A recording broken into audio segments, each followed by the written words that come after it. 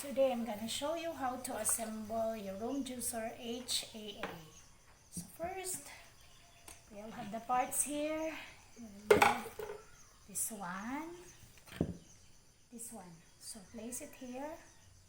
Alright. Dyan. Very simple. That's it. And then this one.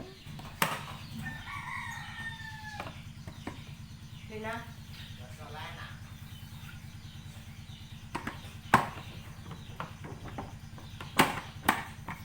Okay.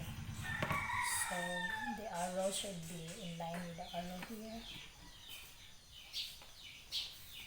This one is optional. This is a coarse container. It has a larger holes.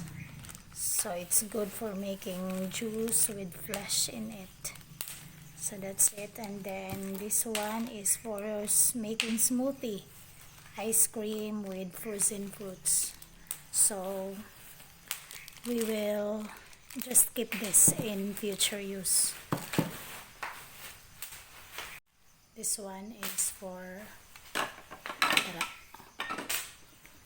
and then